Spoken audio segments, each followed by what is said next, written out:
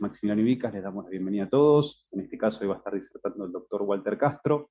Quería hacer simplemente un comentario. Acá quien debería estar, su chairman, es el doctor Edgardo Zablotsky, pero por una serie de compromisos previos hoy no va a poder estar acá.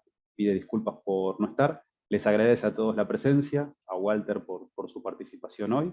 Nosotros queremos agradecerles también por tomarse el tiempo en este horario tan particular para poder escucharnos y para poder escuchar un tema tan interesante. Entonces, hoy el doctor Walter Castro va a estar dando una conferencia, una charla, vamos a ver que él después nos comente cómo quisiera tener esta modalidad, titulada Indicios e Incógnitas sobre el Florecimiento Humano.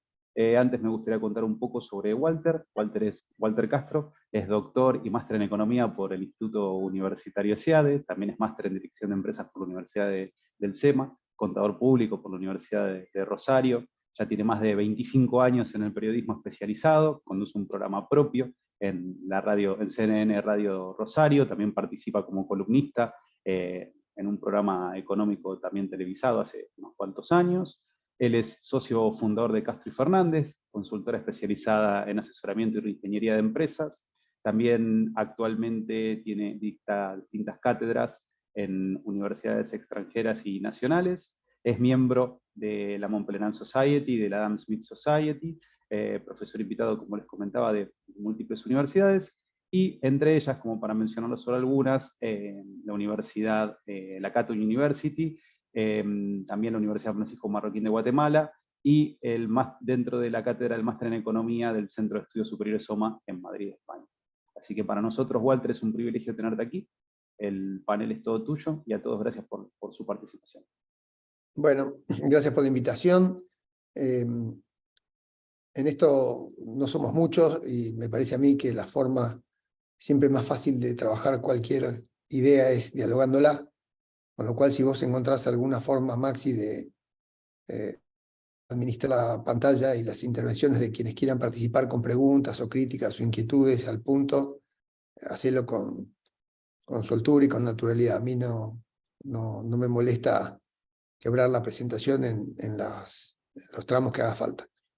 Perfecto. Por ahí, si te parece bien y si les parece bien a todos, les pedimos que vuelquen sus preguntas en la parte de chat o de preguntas y respuestas, y al final utilizamos todas, las centralizo todas, y veo también en ese sentido de cuáles son las que se pueden conjugar para ir haciéndolas todas en un cierto orden.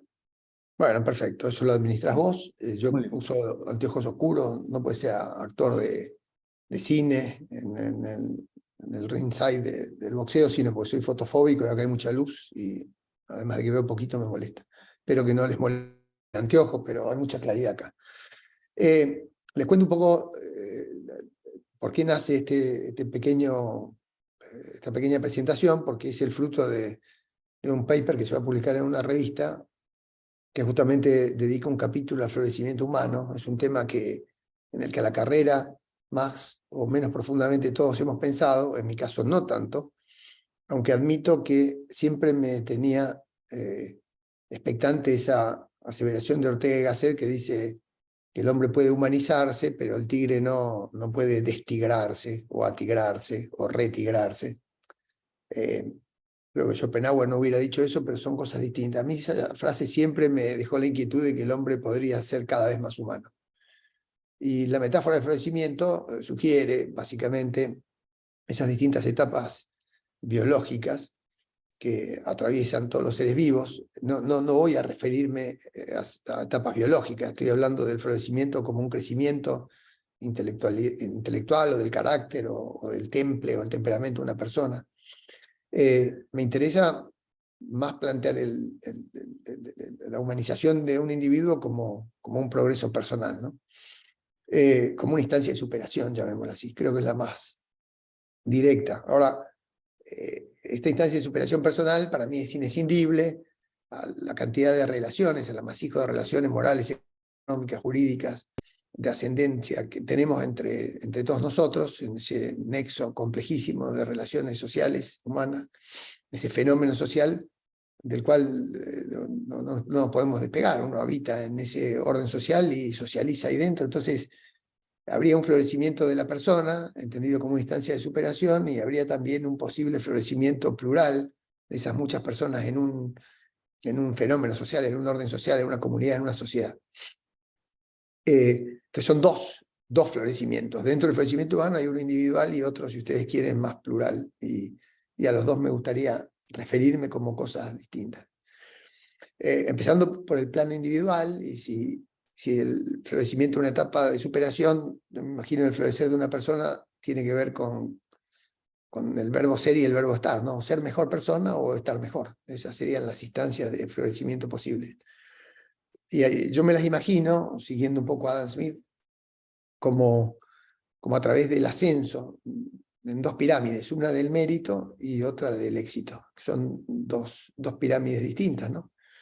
O sea, tratando de buscar aprobación en el entorno, que es lo que los seres humanos hacemos para sociabilizar, pero también en los mercados, recompensa, aplauso, reconocimiento, prestigio también si se puede, pero además con la intención última, en muchos casos, además de recibir aprobación, merecer la aprobación. Entonces es una cuestión de conciencia de ser aprobable, ¿no? Aprobado y aprobable no es lo mismo, y uno sería la representación de la pirámide del éxito, contar con la aprobación, y la otra la del mérito, o sea, hacer una conducta aprobada, pero sobre todo aprobable éticamente. En cualquiera de los dos casos, me parece que hay que desplegar o desenvolver un set de virtudes en las que hay que insistir, que las voy a mencionar caprichosamente clasificadas como a mí me gustan, ¿no? Y después voy a dar las razones por qué. Digamos, llamaría virtudes personales aquellas que tienen que ver con la magnanimidad, o con la fortaleza, o con la benevolencia. Es el desarrollo de virtudes, y acá está el punto, que no esperan nada a cambio, que no están a la búsqueda de reciprocidad. Y en eso me gustaría distinguirlas de otros dos grupos, una las sociales, en la que podría caber la justicia, la tolerancia y el respeto, y otro las burguesas, que como dice McCloskey, capaz sean la laboriosidad, la prudencia y la honorabilidad, en el sentido de respetar la palabra empeñada en los contratos. Entonces, las personas que vayan transitando por esta senda de superación en virtud, a la búsqueda de reciprocidades, como ocurre en las virtudes sociales, que es respeto por respeto, en las comerciales, que hay cierta contraprestación en el ejercicio de esas virtudes laboriosas y comerciales. Sea cual sea la clase de virtudes, ascendemos por la pirámide del mérito y la pirámide del éxito. Esos hacen de la persona seguramente algo mejor, o que puede estar mejor. Pero esto en clara distinción a lo que sería el florecimiento del orden social, o de la comunidad, o de la sociedad, o del fenómeno social en sí mismo. Me gustaría hacer un tabique ahí, un divisorio, porque se trata de cosas bastante diferentes, ¿no? Y a la hora de pensar en el florecimiento del orden, hay órdenes que florecen mucho, pero individuos que se malogran en órdenes florecientes, y hay órdenes que son realmente nocivos, y sin embargo hay individuos que logran florecer en el medio de la podredumbre, ¿no? Hay regímenes dictatoriales autoritarios que no impiden que la gente florezca aún con menos grados de libertad. Entonces, yendo al orden social, la distinción crucial acá es la que hace Hayek entre organización y orden propiamente dicho, ¿no? O sea, entre comunidad y sociedad, como dos asuntos distintos, el uno muy cerrado, el otro bien abierto. La comunidad tiene un objetivo en común, digámoslo así, es teleológica, tiene una jerarquía que se organiza para conseguir ese bien común, y los miembros de la comunidad de alguna manera aportan a ese producido común con reglas de justicia que están edificadas para lograr ese objetivo entre todos, ¿no? Otra cosa diferente es un orden social, porque el orden social, entendido como la sociedad abierta, el orden extenso, tiene reglas distintas, dado que en realidad está preparado para albergar muchas finalidades individuales o de grupos, pero es difícil imputarle al orden social, desde mi perspectiva, una finalidad. Sí tiene reglas que facilitan la convivencia, que permiten armonizar posiciones, que en cualquier caso siempre estarían reclamando una reducción del conflicto y una mayor producción de riqueza, para establecer cuándo un orden florece, si tiene menos conflictos, si da batalla a la pobreza, está floreciendo. Pero el conjunto de reglas que un orden así merece son reglas universales, de respeto universal, pero es muy difícil desde mi punto de vista imputarle un resultado, y menos hacer índices sobre resultados posibles y compararlos. Establecer una finalidad para el orden social abierto a mí se me hace... Sí creo que cuanto más extenso, más diverso, más inclusivo, y si logra mantener la concordia, bajar el conflicto y aumentar las sinergias productivas por la complementariedad del comercio, eso puede florecer de manera plural y para todos, ¿no? Entonces, tropiezo con un asunto acá que es haber caído en una generalidad. Y la generalidad es lo obvio de decir que las personas progresan si se cultivan a sí mismas y si mejoran en sus virtudes o ascienden en las pirámides que mencioné, y la otra obviedad de que un orden más tolerante y más respetuoso y más extenso y más inclusivo y más diverso, que al finalmente también es generador de mayor cantidad de diálogo y de intercambio comercial, va a ser productor de mayor cantidad de bienestar. Entonces, al fin del día, estas dos definiciones de florecimiento que uno siempre maneja resultan vacías, ¿no? Porque es muy difícil decir por qué uno sube a la pirámide del mérito o a la pirámide del éxito, si en realidad cada quien seguramente lo hace en búsqueda de la felicidad y hay mil maneras posibles de buscar la felicidad. O sea, hay quienes tienen pretensiones más trascendentalistas o otros más existencialistas.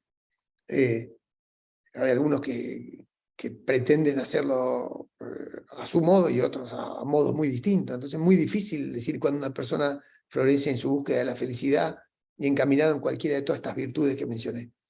Igualmente difícil es decir cuando florece una orden, porque una organización es más fácil. Una familia más o menos florece cuando sus hijos se encaminan a su vida adolescente y adulta, ya después de que los padres los tutelan y los sueltan a la libertad de la responsabilidad individual. Una escuela cumple su fin, es una organización cuando también cumple su objetivo. El deporte cuando establece un entrenamiento y reglas de justicia que establecen el fair play y al fin del día enseña a perder más que a ganar. Las empresas cumplen objetivos, bueno, pero al fin del día florecer es cumplir objetivos. ¿Y cuáles son los objetivos? Muy difícil ponernos de acuerdo en eso, ¿no? Entonces, después de pensar largo rato y llegar a esta conclusión que desaira un poco, preferí plantear el florecimiento humano por el lado negativo y no por el lado positivo, ¿no? Como decir, bueno, la oscuridad es ausencia de luz, ¿no? La libertad es ausencia de coerción. Entonces, la pregunta ahí sería decir, bueno, ¿cuándo hay florecimiento humano? O sea, ¿qué cosas impiden el florecimiento humano? Vamos a definir lo negativo para ver qué espacio le queda al florecimiento. Y reconozco que ahí me resultó mucho más fácil porque estaba buscando un pie de apoyo, no estaba buscando a dónde llegar, sino de dónde partir, desde el zócalo, desde la base de lo que permite el compost o lo que permite el humus para que el individuo o el orden plural puedan florecer. A mí me resultó más fácil decir qué cosas lo malogran que hacia dónde debe ir el orden o hacia dónde la persona para ser feliz. Y entonces acá ya dejo de apelar a ideas y a algunas conceptualizaciones y me refugié en sentimientos, ¿no? A mí me da la impresión de que hay 4 sentimientos que definitivamente malogran el florecimiento humano, ¿no? Diría que son el miedo, el odio, la envidia y la arrogancia o la soberbia. Y las razones son sencillas de entender, ¿no? El miedo paraliza, entonces ninguna persona va a poder dar todo lo que tiene en potencia, entendiendo el florecimiento que es dar lo mejor de sí o dar más de lo que uno puede dar hoy, mejorando. El miedo impide eso, que no arriesga, no. Por supuesto que hay riesgo y hay éxito o fracaso, pero con miedo muy difícil de que se pueda florecer. Con odio, igualmente, claro, no hablo del odio fundado en una porción razonable, la de vindicación necesaria para con quien comete una atrocidad, ¿no? O sea, yo no digo que esté mal tener cierto odio en los familiares de alguien que ha resultado, qué sé yo, ultrajado, violado, matado. Entonces, no es imposible, pero el odio como una carga negativa que uno usa y prolifera o odio que uno usa y dispara como un escopetazo, ese odio destruye, está claro que destruye. La envidia es un sentimiento complejo, ¿no? Porque tiene dos componentes. Uno se está mirando por el rabillo del ojo en lo que hace el otro, y al mismo tiempo está con una suerte de función interior para jalarlo de la botamanga de los pantalones y hacer todo lo posible para que el otro no suba. Es decir, la envidia no soporta la diferencia. Y entonces ahí ese sentimiento, un sentimiento que destruye el orden. O sea, la persona, primero porque una persona que mira por el rabillo del ojo no es capaz de hacer su propia vida, no es capaz de ser protagonista de su propia historia, tendría tristemente un papel de reparto en la historia de los demás, escribiría interlineado en los cuentos de los otros. Entonces eso malogra el florecimiento del individuo. Y la arrogancia, naturalmente, ¿sí? Quien no está dispuesto a dialogar, quien no ve lo que le alumbran los demás, quien no está dispuesto a aprender, difícilmente pueda florecer más allá de lo que sus neuronas den. Bueno, algunos lo harán con la ayuda de algunos libros, que es como dialogar con otros que pensaron antes y mejor, pero quien se niegue a abrirse al intercambio crítico con los demás o a vivir o convivir o compartir la experiencia de los demás está fuera de más. Cuando una persona así en general se rodea de adulones, ¿no? Y cuando tenga el primer traspié es probable que se quede solo mirando lo que escribió, lo que dijo, porque la pirámide del éxito tiene ese problema. Cuando uno se cae en la pirámide del éxito, muchos de los aplaudidores de ocasión desaparecen, ¿no? Nadie se pone cerca de los fracasados, salvo que tenga un espíritu de santidad, un espíritu de magnanimidad, que son ese grupo de virtudes que yo llamé personales, las que no tienen reciprocidad a cambio, las que adentro de los grupos chicos se traducen en lealtad o en fidelidad, en fin, pero eso es para gente bastante selecta. Creo que habría una quinta razón que malogra el florecimiento del individuo, y ya tiene que ver no con los sentimientos, sino con la forma de educación, ¿no? Para mí una educación consentida, esa que le va privando de asumir responsabilidades y libertades a las personas, bueno, les deforma el parámetro, el GPS, ¿no? Entonces, una persona que es educada de forma consentida, finalmente termina dando menos de lo que puede y siendo timorato, o al revés, como nunca asumió responsabilidad, se encarga de tomar ventaja de los demás cargando el costo a los otros, ¿no? Y entonces termina siendo una persona inescrupulosa y que no asume su responsabilidad. Entonces esa manera de educación, en todos los casos, es perturbadora. Ahora, en cuanto al orden social, y para decir qué cosa malogra el orden social, bueno, yo creo que básicamente la asfixia de los grados de libertad. O sea, cercenar los grados de libertad significa cerrar el orden, reducirlo a su mínima escala, hacerlo más uniforme, más homogéneo, más gris, menos variado, menos diverso, menos competitivo, menos innovador. Entonces ya siempre que haya un mandante y un mandado, siempre que haya alguien que desde su inteligencia presuntamente superior centralmente disponga regulaciones que guíen la vida de los otros, a mí me parece que ahí aparecen algunos blindajes, algunas galvanizaciones al florecimiento del orden, ¿no? Un orden que en lugar de incluir gente, excluye gente, porque todo orden más pequeño termina siendo un grupo, una facción y excluyendo gente. Entonces el achicamiento del orden extenso a un formato más reducido, más faccioso, si quiere más comunitario, que termina entronizando algún objetivo de ese grupo, alguna finalidad clara o preclara, empieza a dejar gente afuera, y ese es el cimiento del conflicto, porque cuando generamos facciones la tensión se agrava y en lugar de ir a la concordia vamos a la ruptura del orden. Entonces, me parece que esas actitudes de la planificación central, que Smith llamaría el hombre del sistema, o que Hayek llamaría la fatal arrogancia en quienes gobiernan y concentran el poder, son destructivas del florecimiento del orden social extenso, que tiene que dar cabida a muchos planes felicitarios individuales distintos y a muchos grupos con distintos objetivos, y tratar de generar reglas de respeto recíproco para que sean convivibles, ¿no? Entonces, ya con esto estoy casi finalizando la provocación, porque al fin del día es una provocación. Como se habrán dado cuenta, yo estudié primero contador, después administración de empresas, economía y también algunos años de derecho, pero no tengo formación en filosofía y menos en en filosofía moral, salvo por una cuestión de interés propio, de lectura y de aprendizaje de quienes me fueron volcando inquietudes y saberes en esto. Entonces, las palabras que usé probablemente no sean las apropiadas, la rigurosidad de esto tal vez esté más en el paper que escribí que en esta pequeña charla, paper que mandé a los editores de la revista y que entonces por eso no puedo compartir con el grado de mayor detalle que le di por escrito. Pero como provocación en el fondo, y con esto cierro, es muy difícil para mí hablar de cómo funciona o cómo procede el florecimiento individual o plural. Sería mucho más fácil y genuino y posible hablar de qué cosas impiden el florecimiento de la persona. Y me parece que, del mismo modo que Hayek planteó que la justicia es indefinible y que lo que se puede hacer solo es ir descartando provisionalmente lo que se va descubriendo como injusto, entonces el florecimiento en un orden abierto y ciego está por ser descubierto.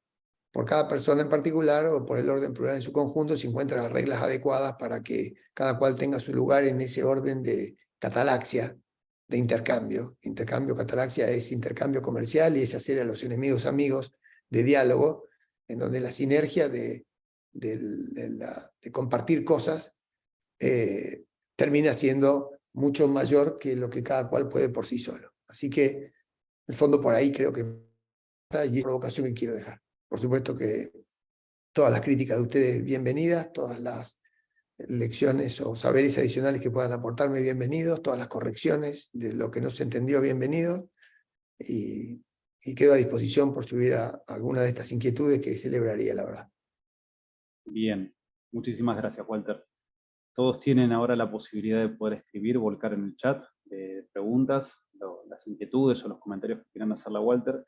Yo ya tengo algunos porque también tuve la oportunidad de escucharlo previamente y la verdad, Walter, me gustaría ver si pudieses profundizar un poco la idea, porque mencionaste recién un poco sobre la cuestión desde qué lugar encararlo, pero hablaste de una triada que parece, o al menos yo interpreté que es como central para poder entender el florecimiento, que son tres ejes como con los cuales uno podría pensar la problemática, que son justicia, orden y libertad, o pensar que el florecimiento podría estar relacionado a estos tres ejes.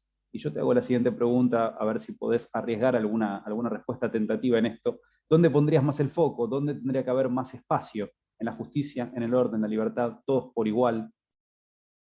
Es una pregunta bastante amplia y voy a responder con las pocas cosas en las que me siento seguro de decir. Por supuesto, siempre sujeta a crítica. La primera es que la justicia es la columna vertebral de cualquier comunidad y de cualquier orden social. Eso, en su prefacio, Rawls dice exactamente eso, ¿no? La verdad es a la ciencia como la justicia a cualquier orden o fenómeno social. O sea, si no hay justicia, no puede haber ningún orden social, ni ninguna comunidad. Lo que pasa es que las comunidades, que yo entiendo como grupos más cerrados y teleológicos, no son lo mismo que un orden social. Y la regla de justicia de una comunidad no es igual a la regla de justicia de un orden extenso, abierto y más horizontal. O sea, una comunidad al encolumnarse por detrás de una finalidad común va a tener una jerarquía, y siempre hay jerarquías en las comunidades o en los órdenes sociales, que va a estar apoyando esa concreción teleológica. Entonces, la regla en una comunidad cerrada a veces es que se considera traidor a quien no empuja en favor del objetivo común. Entonces, los desleales, por ejemplo, son sacados del orden porque no empujan igual que los otros. Entonces, la mensura de lo que es justo es de un tipo muy distinto a cuando la justicia es horizontal, porque muchas veces la autoridad del que manda en una comunidad la tiene ganado por algunas virtudes que todos le reconocen cuando es genuina, y entonces hay hasta un líder natural que busca la mejor manera de conseguir ese objetivo, y las reglas de justicia se vertebran para lograr ese objetivo. Ahora, si el orden social no tiene ningún resultado profético, sino que lo ideal para un orden social es que fuera abierto a todas las finalidades felicitarias, entonces ahí estamos no enfrente de ningún mandato, sino de contratos. Y en el fondo ese es el desafío del paso probablemente del medioevo a la modernidad, ¿no? Ir por una sociedad abierta. Ahora,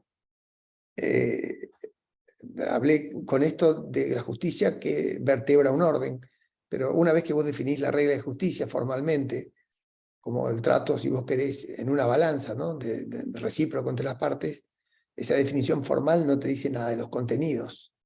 Entonces yo imagino que arriba de la justicia está la virtud, las virtudes de las que hablé, porque la justicia también podría entenderse como una virtud social, y por debajo de la justicia el vicio. Si me imaginara un rombo, ¿no? El diámetro menor del rombo sería la justicia, arriba la pirámide de la virtud, abajo la del vicio. Entonces, la libertad sería un concepto subsidiario al de justicia en algún sentido, porque dependiendo de la regla y del carácter general que tenga, o de la cantidad de prohibiciones que contenga, una regla universal de justicia con muchas prohibiciones, en el fondo está achicando los grados de libertad dentro del orden y de alguna manera está limitando su expansión y su florecimiento. Entonces, yo me siento muy a gusto con órdenes que tienen cada vez menos prohibiciones, pero cada vez más universales, ¿no? O sea, no matar, no robar, no estafar, me quedo muy cómodo con esas cosas, que son en el fondo regularidades morales, no regulaciones, regularidades morales que existen en toda la religión a lo largo de la organización de cualquier comunidad alrededor de una regla de respeto recíproco. Entonces, para mí, una regla universal de justicia que tenga menos contenido, es decir, menos prohibiciones, y deja libertad para que haya más fines. Y más fines, si se quiere, en competencia o en convivencia, pero no uno superior al otro y no uno imponible al otro. Entonces, el orden queda muy abierto ahí. Entonces, y ahí hay más chance de florecer y de comerciar y de dialogar y de sinergizar catalácticamente. Esa es la relación que yo veo entre libertad, justicia y orden. Por supuesto, si vos, y ya termino con esto, la justicia cuando se instala en la administración de justicia necesita una coerción para que esa regla se supla por la coerción cuando no se autoenforza. Cuando vos tenés eso, dependiendo del contenido que le da la regla de justicia, algunas personas subjetivamente pueden sentir que cierto trato recíproco les resulta dañoso, ¿no? Entonces ahí ya hay menos por hacer y menos por decir, porque algunas personas pueden sentir coerción donde físicamente no hay coerción, pero se sienten coercionadas o compelidas por el estatus del orden. Y bueno, ahí estás en un problema, porque si el daño tiene lectura subjetiva, tenemos que encontrar reglas de justicia que condenen los daños intersubjetivamente aprobados, ¿no? Bueno, toda vez que yo no soy objetivista. Entonces, nunca vas a poder decir cuánto grado de libertad. Por eso esa discusión entre los socialdemócratas y los más liberales siempre está abierta, ¿no? Porque hasta dónde podés dejar fuera del sistema gente por sí sola, no entra al sistema. Es una discusión política muy larga y por supuesto inagotada. Bien. Se me viene a la cabeza como lógica o como frase la idea de cómo pensar el problema de la tiranía de las mayorías, ¿no? Discusión de los estadounidenses de principios del siglo XIX, fines del siglo XVIII, ¿no? En la cuestión de cómo organizar o cómo generar el orden. Pero me parece que la discusión que estás planteando es súper interesante. Otra pregunta, y también dejo el espacio para que puedan seguir consultando. Vos hablaste de 5 ejes, en realidad mencionaste 4, que van en contra del florecimiento, y un quinto que lo sumaste después. Hablaste del miedo, del odio, de la envidia y de la arrogancia, y creo que esos fueron los que más detallaste, pero me parece, o por lo menos me dio la sensación de que la educación consentida como quinto eje que mencionaste quedó como un poco más deslucido en la conceptualización, y creo que es un tema muy interesante para poder escuchar. ¿Qué es la educación consentida? ¿Qué interpretás por eso? ¿Por qué podría dar lugar a el no florecimiento? Bueno, esto, digo, es un punto que es autorreferencial. Yo soy ciego desde que nací casi. Entonces, si mi mamá todo el tiempo me hubiera dicho no haga esto, no haga esto, no haga esto, no haga esto, difícilmente yo estaría viajando por el mundo en avión solo a los casi 60 años, ni tampoco habría hecho una familia con hijos, ni tampoco me ganaría mi plata en el mercado haciendo reingeniería de empresa. O sea, para mí eso es crucial. O sea, si te protegen más de la cuenta, te hacen tonto. Entonces yo siempre me acuerdo, y esto perdón por lo autorreferencial, pero es para ser más directo y más rápido y yendo al punto. Cuando yo tenía 6 años, mi mamá me dijo, mira, te vas a tomar el ómnibus 58 acá en la esquina y vas a ir al club, que son 20 cuadras derecho, y ahí te vas a bajar y Yo, por supuesto, veía 5% de normal y periférico, ahora veo menos, pero en aquella época, por supuesto que algunas cosas a la distancia veía mejor.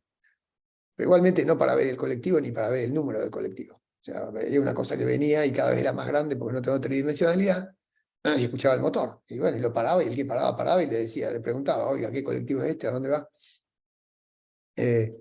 Bueno, por supuesto que me acuerdo de ese primer viaje en colectivo como si fuera hoy, y tenía pavor de irme solo, nada, ni siquiera me acompañaba el colectivo.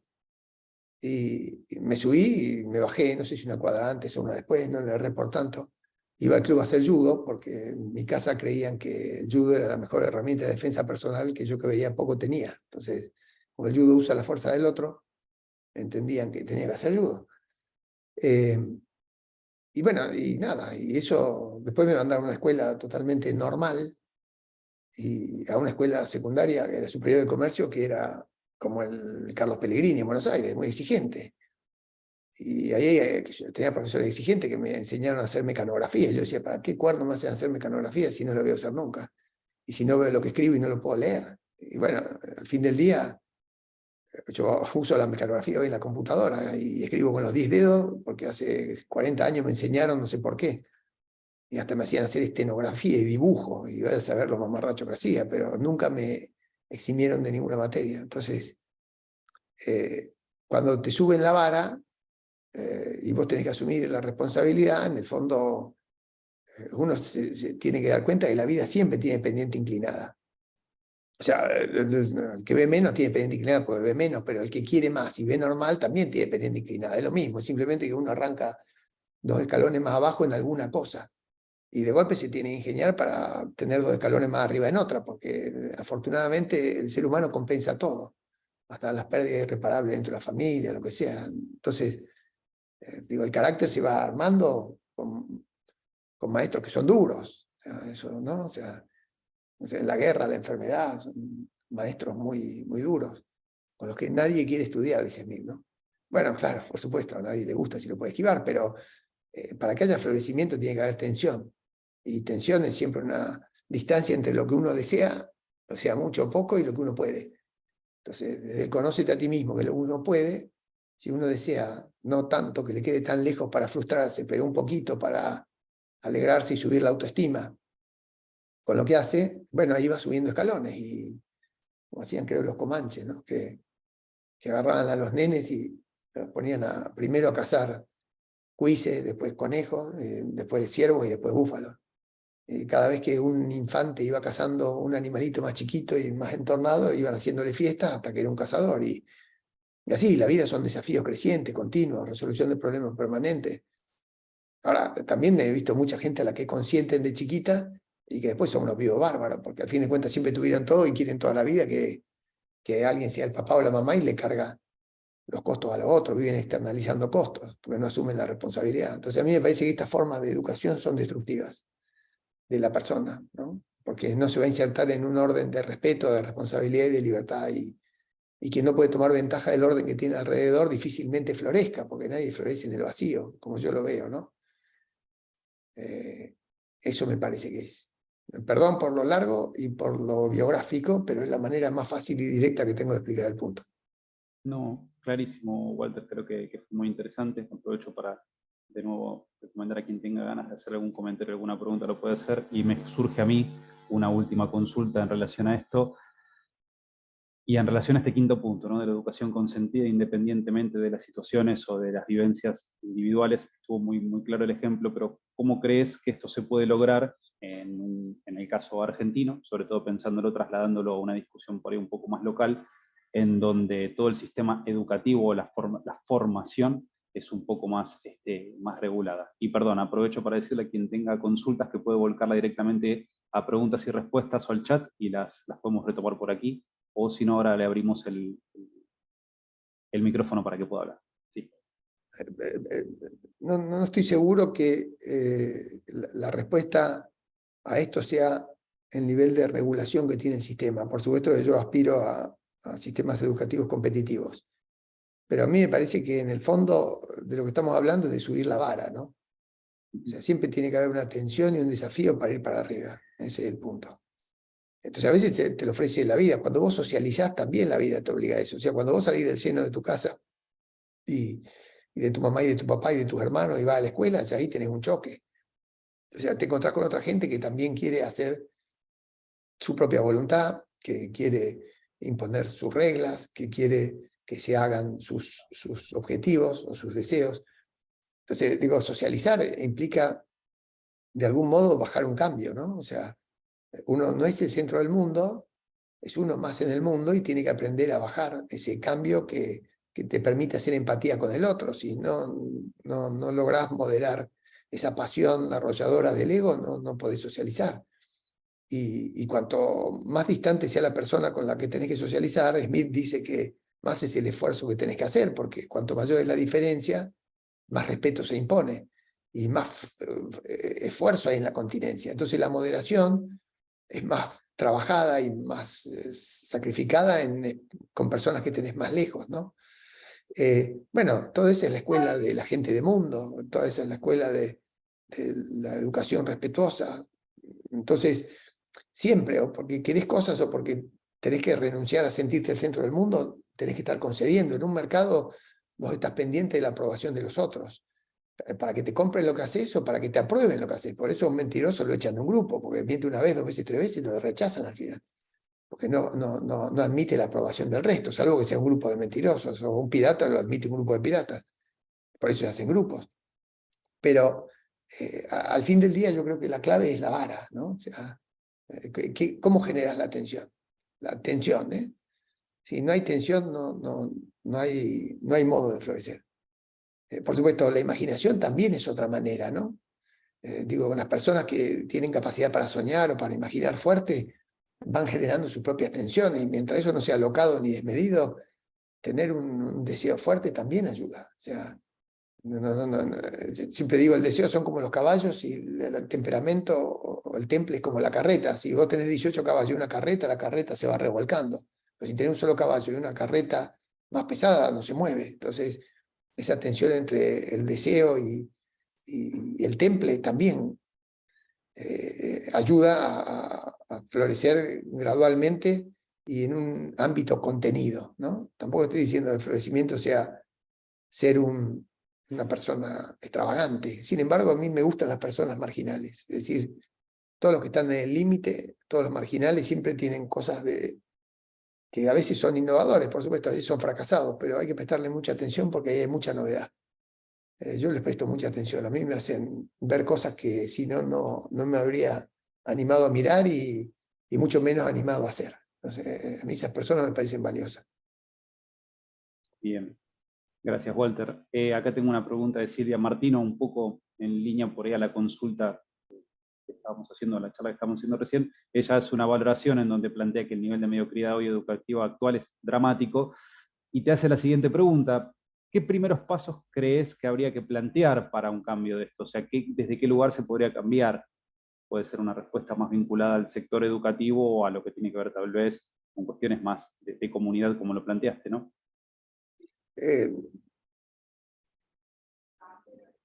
Para mí es muy difícil, porque la verdad es que el cambio educativo para mí tendría que ser revolucionario porque estamos en un mundo distinto, ¿no? O sea, el sistema educativo que nosotros tenemos a lo mejor sirvió para tratar de hacer ciudadanos que votaran en la época de Sarmiento, Avellaneda, un sistema prusiano, también se estaban inventando las naciones, había que tener un relato de historia nacional. Por supuesto, había que meter la gente a determinadas habilidades mínimas. Pero si vos me preguntara a mí hoy, el sistema educativo es un artificio que generamos para que afuera de la familia la gente, los chicos o los adolescentes, desarrollen habilidades para el mundo que viene. El mundo desafía mucho más habilidades que antes. O sea, como el mundo se hizo muy ancho, muy global, la división del trabajo es enorme, la profundización de la especialización es enorme y hay lugares para muchas más inteligencias que antes. Entonces, hay muchas inteligencias en juego que en otra época eran invisibles, que ahora están puestas sobre la mesa. El tipo que baja conflicto, el tipo que lidera, el tipo que se ubica, el tipo que diseña, el tipo que es matemático, el tipo que tiene buena literatura. Y hoy muchas de estas habilidades están fuera hasta de la educación normal, formal y de las profesiones. Te digo, las personas que, fíjate, los influencers, el éxito que tienen dentro de sus comunidades, o sea, qué habilidades desarrollan esa gente. Entonces, a mí me da la sensación, o como yo lo pienso, es que si uno educativamente, como un artificio, fuera de lo que pasa en la casa de cada uno, que eso es irreemplazable, enseñara matemática, historia, teatro e inglés, y acortara todas las carreras y se concentrara en habilidades, para mí, en estos ejes encontramos una preparación de las habilidades centrales. O sea, la matemática hoy, o la lógica, si vos querés, gobierna toda la admisión a las empresas. Cuando vos vas a una empresa ya no te hacen test de IQ ni nada, te dicen resolveme este problema, ven tu capacidad lógica. Eso es una cosa. La segunda es la historia en el sentido del plano cultural. O sea, las cosas que pasan no es que ya pasaron, pasaron distintas, pero las pasiones de las personas son las mismas. Los conflictos son los mismos. Digo, desde la tragedia griega, pasar por la modernidad y seguir hasta hoy, y las grandes obras cumbres, los grandes libros siempre hablan de la misma condición humana. Y te digo, Nietzsche retrata una parte, Schopenhauer otra, Hume otra, y Rousseau otra, y así. Y si te vas para el lado oriental, seguramente los bullidos tendrán otra lectura de la manera de ser noble o de vivir. Pero lo que quiero decir es la naturaleza humana y el conflicto que hay por las pasiones humanas es el mismo, es universal. Entonces, la historia en ese sentido me parece que es una buena narración de lo que ha pasado en muchos lados y tiene que ver con cómo los órdenes sociales se fueron acomodando y cómo a veces se desgarran y a veces se robustecen. El teatro, porque hoy sin el teatro, sin la literatura y sin la facilidad de expresar, estás muy limitado. Y el mundo de hoy es un mundo audiovisual. Eso, las personas tímidas están 4 casilleros más abajo. Digo, por supuesto que siempre va a haber alguien con antena para detectar al tímido que tiene cosas para aportar, que se excluye por timidez, está afuera. Y el inglés por lo mismo. Digo, si no sos bilingüe perfecto, hoy en el mundo de los jóvenes estás afuera. Entonces, si vos me dijeras qué es lo que yo haría, yo acortaría todas las currículas, me concentraría en estos 4 planos y trataría de que los chicos salgan a trabajar jóvenes. Porque el mundo a los 50 años te cuelga de una percha. Va todo a tal velocidad que, bueno, podés sacar a un chico a trabajar al mercado a los 27 años del síndrome Peter Pan. Eso es de loco. El chico se perdió 10 años de altísima productividad y enorme capacidad. Lo saca a los 27 años, a los 50 lo van a colgar de la empresa porque los que vienen atrás tienen más potencia digital y otra velocidad. Hay que apurarse, hay que hacerlo antes. Y por eso digo, me parece que estos son los 4 pilares que yo metería como cruciales en cualquier sistema educativo artificial, no en la casa, ¿no? Que esos son valores de otra cosa. No sé si te respondí con mis inquietudes, no es una respuesta válida universalmente, pero es lo que a mí me preocupa y lo que te puedo decir. Bien, Walter, gracias. Creo que Silvia siguió creo que captó la respuesta y creo que también va en esa línea y hace una pregunta más. Ahora retomo otras preguntas que tenemos, pero dice, en relación a lo que venías contando, si se vuelve una época similar a la época de Aristóteles en la forma de pensar las problemáticas, en grandes ejes, intuyo que viene pensándolo, planteándolo. A mí me parece que todo va a gran velocidad hoy, ¿no? Los chicos, viste cómo van cambiando en el teléfono a una velocidad, todo va a una velocidad demencial. Digo, vos para sentir que el tiempo no pasa te tenés que tirar en una reposera 6 horas y mirar el cielo, porque es una cosa increíble a la velocidad que va todo. Hay que hacer un esfuerzo para que no se te pase todo rápido. Y la cantidad de cosas que hacemos, porque lo que primero alimenta todo esto es la máquina de desear. O sea, si viviéramos como mi abuelo, que se tomaba el colectivo 2 veces al día para ir a trabajar y se llevaba un sándwich de jamón al trabajo y volvía y regaba las plantas, o si tuviéramos un temperamento más oriental y que desea menos, capaz que pudiéramos acomodar las cosas a un ritmo distinto, pero hoy el mundo va a otra velocidad entero. Y eso condiciona, pues todo está armado así. Entonces, cuando vos tenés un mundo que te va llevando de esa forma, a mí me parece crucial evitar las confusiones, porque te comes las curvas. Y para mí la gran confusión que hay hoy es que lamentablemente las ciencias sociales se resquebrajaron en muchos pedazos. Cada ciencia social explica el fenómeno social desde una óptica y mata muchas variables para que le cierre el modelo. Entonces la economía solo explica utilidad y cálculo, la política solo explica poder y conveniencia, El derecho solo explica un sinalagma que es un poco abstracto en algún sentido, pero no entiende nada que tenga que ver con la catalaxia y el comercio. Bueno, la sociología explica los ascendentes, los liderazgos, las emulaciones, pero lo que quiere distintos principios. Uno tiene el de simpatía, el otro el de utilidad, el otro es... Bueno, la moralidad se explica de un modo distinto también. A mí lo que me parece dramático es que no haya diálogo entre las distintas ramas de las ciencias sociales. Y me pasa cada vez que voy a un coloquio y hay economistas y politólogos. No hay modo que los economistas entiendan que hay un orden con reglas que enmarca el funcionamiento de la economía, y no hay modo que los politólogos entiendan que el mercado ancho genera más oportunidades para todos. Ellos creen que se puede regularlo todo y no entienden que hay una fuerza tremenda desde la creatividad que te permite la innovación, la competencia y el mercado ancho y la división del trabajo. Entonces vos los ves y son los dos tuertos del ojo cambiado. No pueden hablar.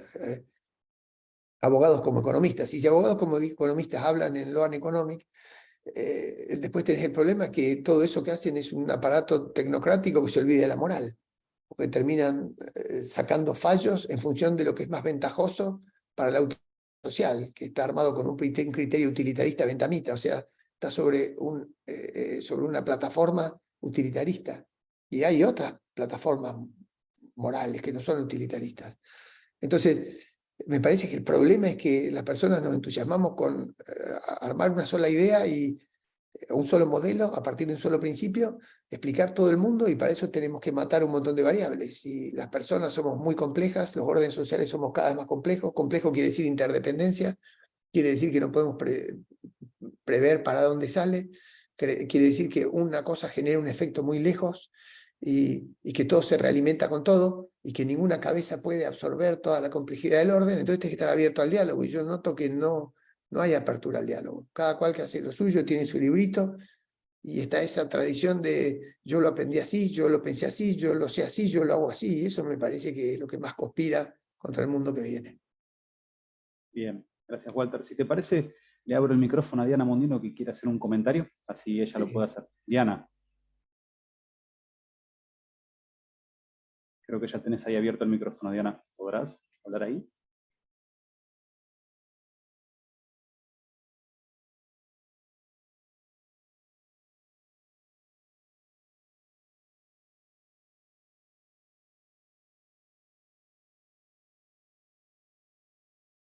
¿Me perdí yo? No sé si me desconecté yo. Ahí está. Diana, ¿podés hablar ahora? Diana. Walter, ¿vos me escuchás? Yo te escucho perfecto, pero no la escucho a Diana. No, tiene levantada la mano, pero no está pudiendo hablar. Y lo tengo abierto el micrófono. Bueno, no sé, Diana, si no es porque no puedes conversar desde ahí, porque está abierto acá y yo te veo. Cualquier cosa, si querés volcalo, una pregunta, o cuando lo puedas abrir, avísanos y mientras le damos el pie a otra persona para que pueda ir escribiendo, si te parece bien. Ahí la silencia Diana. Mientras por acá, Walter, sigo retomando otras preguntas. Tenemos una pregunta de Diego que estaba en relación a algunos de los puntos que ya fuiste tocando y que tiene que ver un poco con cuáles son los esfuerzos que pueden hacerse más allá de los educativos, y él plantea sobre el eje cultura de trabajo, valor del mérito, palabra empeñada. ¿Hay algo que podrías hablar vos en relación a esto y el florecimiento humano, sobre cuáles Sí, algunos de estos ejes? creo que la ejemplaridad, ¿no? O sea, acá no se puede negar el valor de la gente de una sola pieza, la consistencia de una persona que es ejemplo en sí misma. O sea, cuando la persona es consistente, o sea, que piensa, siente, dice y hace en concordancia, ese tipo en general es ejemplo. O sea, es muy difícil tener las cuatro patas bien atornilladas. O sea, a veces uno siente una manera y piensa de otra. A veces uno piensa de una manera y hace de otra, ¿no?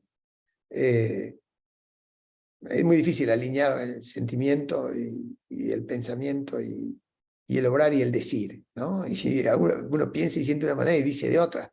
Entonces ahí perdés ejemplaridad porque no sos genuino. Tengas que decir lo que tengas que decir. Entonces, para mí la ejemplaridad es crucial. En el fondo, un ejemplo es más que 1000 palabras. Entonces, todos los esfuerzos que son lectointerpretativos son un poco la debilidad de los intelectuales, ¿no? Lee el libro y hace un esfuerzo por decodificarlo, por internalizarlo, por aprenderlo. Y está bien, pero la fuerza del ejemplo es tremenda.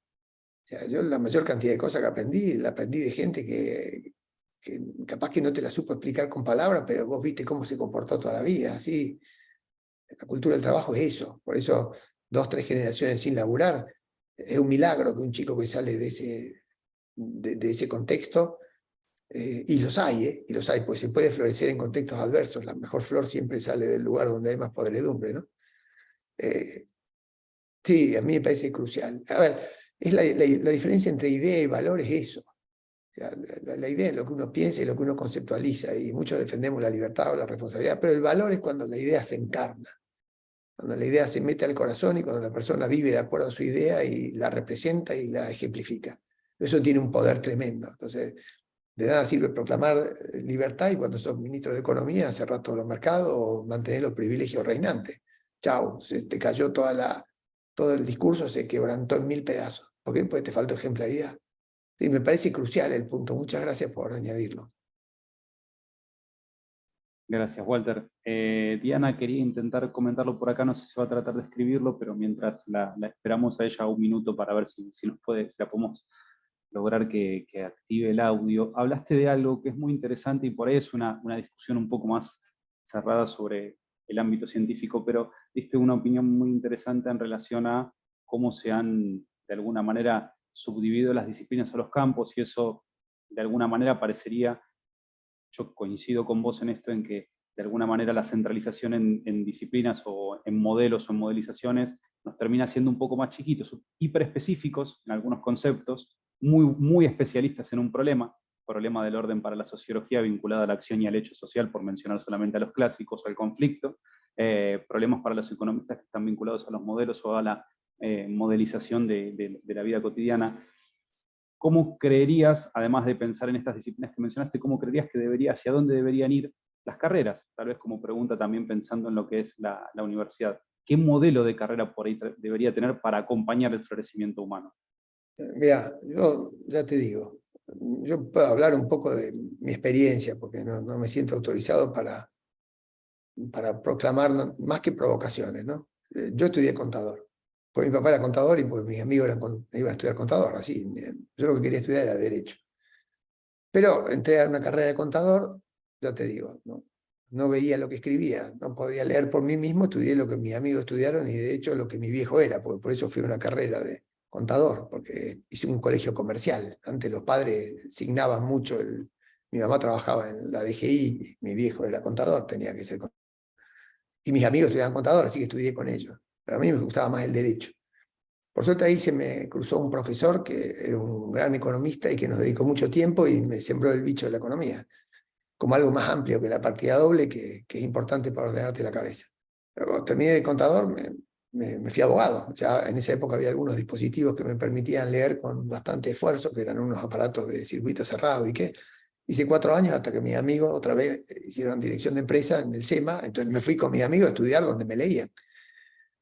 Bueno, pero al fin del día yo me dediqué ahora y me dedico todo el tiempo a arreglar empresas que están quebradas. Eso es lo que hice durante 30 años. Ahora, si vos me preguntás a mí dónde está mi florecimiento, lo que yo creo es mi mayor florecimiento intelectual, que por supuesto es menguado, pero para mí es grande porque vengo de un espacio muy chiquito, fue a través de unos coloquios socráticos que hace la Liberty Fund, que mezclan gente de distintas disciplinas y que le dan a leer grandes libros, o grandes textos, o grandes problemas, los greatest book. Y eso es. Entonces vamos a discutir de esto. No importa cuánto sepas, vos dialogás con tipos que vienen de distintos ámbitos de la reflexión, del pensamiento, y todos te abren ventanas que vos solo sos incapaz de abrir. Y cuando vos le siembras la curiosidad a alguien, nada, le encendiste la mecha, porque uno aprende lo que le interesa y lo que es curioso, no aprende lo que le enseñan, ¿no? Entonces vos tenés que tener un interés. Y esas discusiones socráticas abren cabezas a partir de textos que son universales, que han durado como los Beatles, digamos. O sea,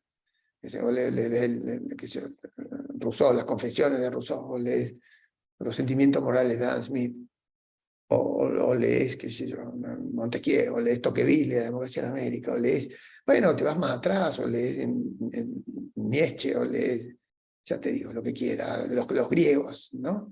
La idea de la discusión de la República de Platón. los grandes libros. ¿Cuántos son? ¿30, 50? El que fundó Liberty Fund se llama Pierre Goodrich y él creía que eran 30 o 50. Entonces lo que organizaba era coloquios para discutir esos libros, entre gente que venía de todos lados distintos. La ebullición intelectual que te genera esas discusiones son increíbles. Y yo eso no lo aprendí en la facultad, y tampoco me lo enseñaron en mi casa. Y le robé ideas a todos los que estaban cerca, que en el fondo me las regalaron. Y entonces vos tenés la cabeza abierta para darte cuenta que no entendés nada y que tenés que leer para tratar de codificar mejor, y que hay muchos planos y superpuestos, ¿no? Entonces, ese tipo de educación, que no es rígida, que no está preformateada, que es abierta, que es dialógica, eso es fundamental para mí. No sé si lo termino de transmitir bien, pero ese es el ejercicio. Sí, me parece que quedó muy, muy claro. Gracias también por explayarte en algo que excedía, pero de manera indirecta surgió en la discusión. Y un punto que Diana no puede conectar el micrófono, pero quería pedirte si puedes comentar nuevamente o con otros ejemplos lo que es la catalapsis y poder entenderlo un poco mejor. Claro. Sí, es que Hayek lo dice con 3 palabras y a mí me parece buenísimo, ¿no? Porque catalaxia lo trae, es un concepto griego que tiene 2 significados. Eso lo dice él textualmente, yo estoy repitiendo nada más.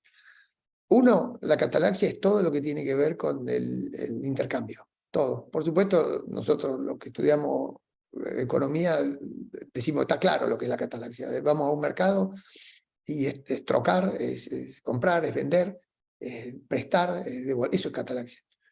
Pero también hay una segunda acepción que Hayek trae. Y dice, pero en griego catalaxia también quiere decir hacer a los enemigos amigos, volver a los enemigos amigos. Y volver a los enemigos amigos quiere decir justamente dejar de confrontar, atemperando las diferencias. Y el ejercicio de socialización es eso, es atemperar las diferencias. Si uno lo quisiera en términos económicos, también lo puede ver perfectamente, ¿no? O sea, socializar tiene un costo, o sea, adecuarnos a las reglas tiene un costo. Por supuesto, es más cómodo estar en pantufla y comer con la boca abierta y nada, pero sin embargo, desde las reglas folclóricas de la indumentaria o de la alimentación o del trato respetuoso por el otro, son todos esfuerzos. Y cuanto más distante es la persona, más te cuesta respetarlo. Entonces, hacer al enemigo amigo es poner al que está lejos cerca, hacerlo visible, hacerlo empatizable. Y es un arte de la moderación, del autocontrol. Y al fin del día, en el comercio es lo mismo. Vos te rompés el lomo para que le agrade al otro. Por supuesto que vos querés sacar tu ventaja, pero vos estás condicionado por el mercado que te obliga a ser mejor para que te aprueben. Y moralmente, esto que voy a decir capaz que es provocativo, pero la moral es un mercado también, salvo que es un mercado de sentimientos. Entonces uno tiene que moderar sus pasiones y transformarlas en sentimientos morales, que eso lo hace a través de la mirada atenta de los espectadores, ¿no? Y los espectadores que nos critican. Entonces, en la mirada del otro vos encontrás tus límites. Y entonces esa moderación tiene que ver con la empatía que haces primero con tu grupo de afinidad y después con los que están más lejos, a quienes respetás. Y los tipos de mundo respetan a todo el mundo. Tienen una clase, yo nunca logré adquirir esa sensibilidad de los gentlemen, nunca. Me encantaría tenerla, nunca la tuve. Es un esfuerzo enorme, esos tipos que tienen un cultivo de su manera de relacionarse hipersensible, ¿no? Entonces, bueno, eso es hacer al enemigo amigo, es traerlo cerca, hacerlo visible. Termino con esto. Yo decía, si tuviera que resumir todo este texto en una palabra negativa, porque tiene que ser negativa, porque toda la provocación es negativa, el florecimiento humano se enfoca del lado negativo, según como yo lo entendí. ¿Cuál sería la palabra que explica de mejor manera la forma de malograr un orden? Y yo creo que la palabra que encontré, porque me gustan mucho los sentimientos y la tradición escocesa, es el desamor, ¿no? Desamor, desaprensión. El desamor por uno mismo es caída de la autoestima. El desamor por tus seres cercanos es convertirlos en invitados a tu fiesta. O sea, es decir, la felicidad tuya es si ellos hacen lo que vos querés. Eso es un desamor muy peligroso, ¿no? Especialmente en algunas personas muy absorbentes. El desamor por los que están lejos, no los que están tan cerca, es simplemente hacerlos invisibles. Ya, si no te es invisible, no te conmueve. Si no te conmueve, no existe. Si no existe, te pasa por abajo de la suela. Entonces le perdés el respeto, sin querer, ¿no? Y el desamor por la libertad y la justicia hace que vos no pongas lo que tenés que poner para defender dos valores que sin ellos el orden se malogra todo, se corrompe y se pudre. Entonces esa palabra me parece que resume bien el límite, la fatiga de materiales que tiene el florecimiento humano en su dimensión individual y plural. Clarísimo, Walter. Te agradecemos muchísimo. Dado que ya no hay más preguntas para el público, si les parece bien y viendo que ha sido un debate y una conversación muy interesante, vamos a dar por cerrado el espacio. Walter, te agradecemos muchísimo Al por la revés, al revés. participación. Por la Al presentación. revés. En nombre de Edgardo, del doctor Zablotsky, les agradecemos a todos por participar. Para nosotros es muy importante este espacio, poder lograrlo, invitarlos a seguir acompañándonos a lo largo del año en el ciclo de seminarios de libertad educativa como parte del Friedman Hayek Center y esperarlos en el próximo encuentro. Walter, muchísimas gracias. A todos los participantes, muchísimas gracias por estar aquí. Los esperamos en el próximo evento. Que les vaya Chao, muy bien a Maxi. todos. Hasta Gracias por luego. el tiempo y Gracias, la Walter. paciencia. Chao, chao, que Gracias pase a vos. bien. Un abrazo Igualmente. fuerte. Chao. Hasta luego.